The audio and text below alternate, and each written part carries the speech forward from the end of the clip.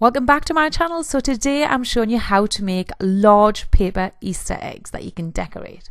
So I'm just using strips of paper from an old book just because I had this handy. This is off my last couple of projects that you might have seen, my little DIY bunny, which has just been in the shot there. And then I'm just layering them inside this Easter egg mold. So I'm just using PVA glue to stick the pieces together. The secret here is really to try not to get the glue on the actual mold and just try and get it kind of between the sheets of paper, if you like. So you're just layering it up. So I made this about 4 to 5 layers thick, and then I popped it on the radiator. I took it out of the mold after a few hours because it felt like it was going to dry much quicker that way. And then to trim off the extra little bits, I just held it back in the mold and used a pen to draw around, and then lifted it back out of the mold and then just trimmed off the extra bits.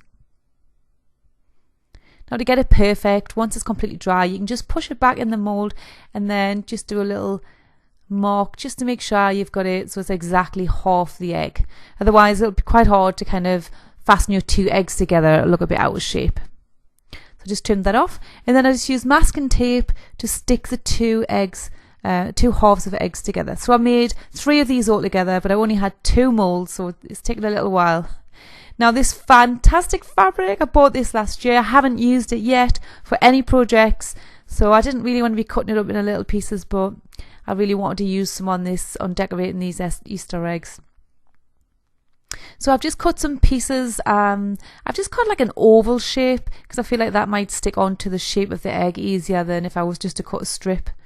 Then I've just put some more PVA glue on and then just stuck it on. Now you could use hot glue, which is a little bit trickier because you have to be careful with the hot glue, although it is quicker than using the PVA. So it just takes time. This particular fabric's not too thick, so it did actually stick onto each other on each piece quite well. Just cut little slices out of it if you feel like it's just not going around the corners, going around the roundness of the egg.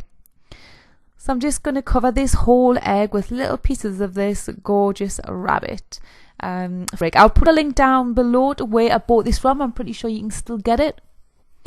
And then I cut out just a separate rabbit because I wanted to just be able to see a full shape of one of the rabbits on it. And then just glued that on with the hot glue. I'm loving this egg already. And then I just glued a piece of twine, can't speak, to the top, and then glued it to the bottom. And then I just went around the egg, wrapping this round. I just felt like it made it look a little bit more special, the egg, with the pieces of twine going around it. And then to hang it, I glued a piece of twine to the top and then just carefully placed a button on there just to hide that glue. So that's my first egg done, ready to hang.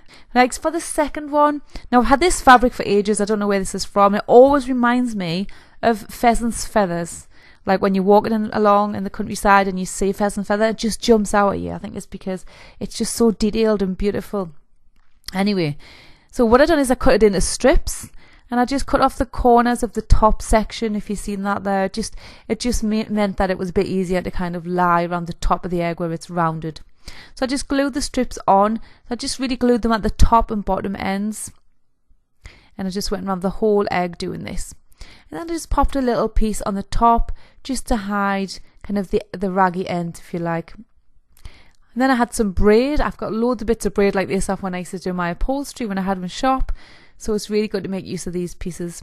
So I glued a piece of braid just going around once, and then I used twine to go around.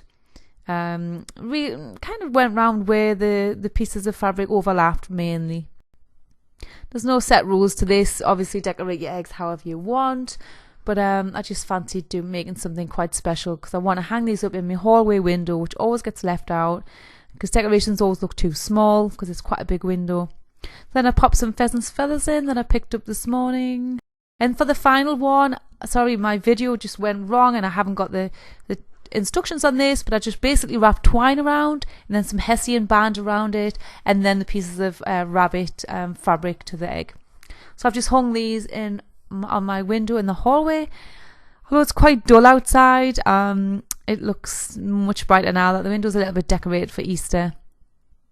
So I just put a twig tree there, And the fabric, I've actually just for now wrap that piece of fabric around a cushion on this chair. I just wanted to see what it looked like.